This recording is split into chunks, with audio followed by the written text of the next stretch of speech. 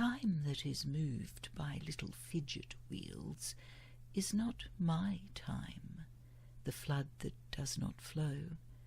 Between the double and the single bell of a ship's hour, between a round of bells from the dark warship riding there below, I have lived many lives, and this one life of Joe, long dead, who lives between 5 bells. Deep and dissolving verticals of light ferry the falls of moonshine down, 5 bells coldly rung out in a machine's voice. Night and water pour to one rip of darkness. The harbour floats in the air, the cross hangs upside down in water. Why do I think of you, dead man? Why thieve these profitless lodgings from the flukes of thought anchored in time? You have gone from earth, gone even from the meaning of a name. Yet something's there, yet something forms its lips and hits and cries against the ports of space, beating their sides to make its fury heard. Are you shouting at me, dead man, squeezing your face in agonies of speech on speechless pains? Cry louder, beat the windows, bawl your name. But I hear nothing, nothing, only bells, 5 bells, the bumpkin calculus of time. Your echoes die, your voice is doused by life.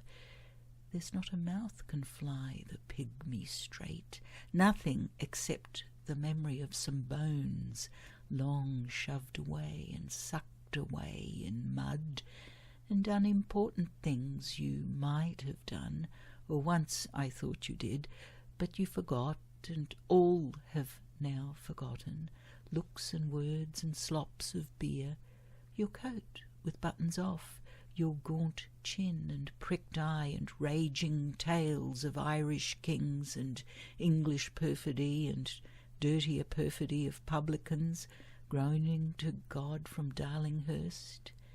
5 bells. Then I saw the road. I heard the thunder tumble and felt the talons of the rain.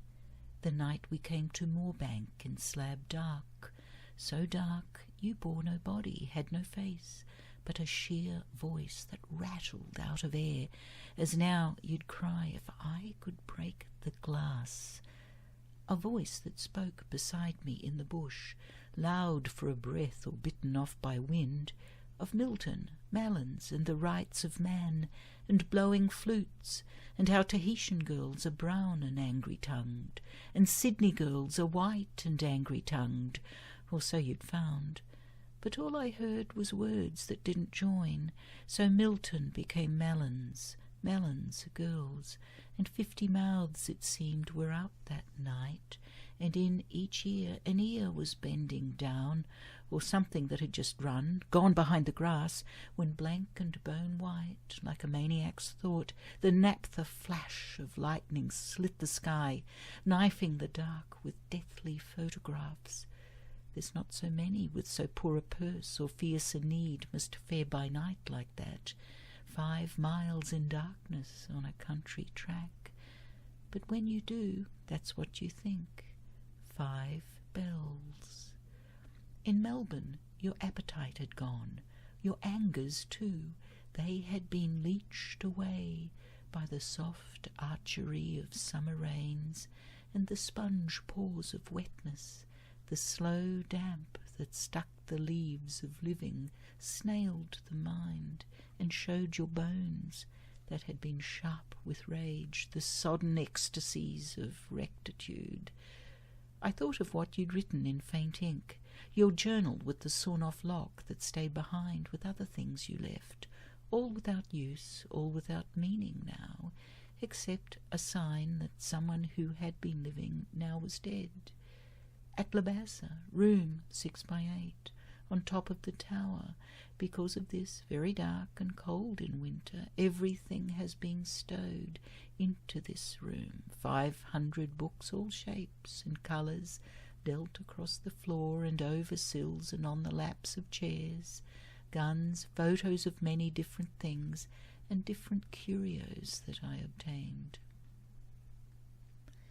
In Sydney, by the spent aquarium flare of penny gaslight on pink wallpaper, we argued about blowing up the world, but you were living backward, so each night you crept a moment closer to the breast, and they were living, all of them, those frames and shapes of flesh that had perplexed your youth, and most your father, the old man gone blind, with fingers always round a fiddle's neck, that graveyard mason whose fair monuments and tablets cut with dreams of piety rest on the bosoms of 1,000 men, staked bone by bone in quiet astonishment at cargoes they had never thought to bear, these funeral cakes of sweet and sculptured stone.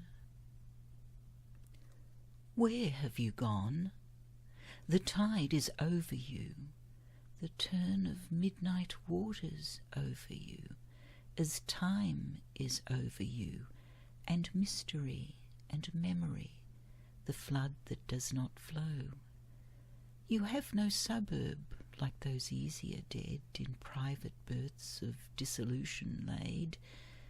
The tide goes over, the waves ride over you, and let their shadows down like shining hair, but they are water, and the sea pinks bend like lilies in your teeth, but they are weed, and you are only part of an idea.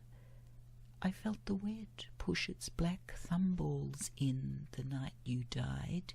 I felt your eardrums crack, and the short agony, the longer dream, the nothing that was neither long nor short.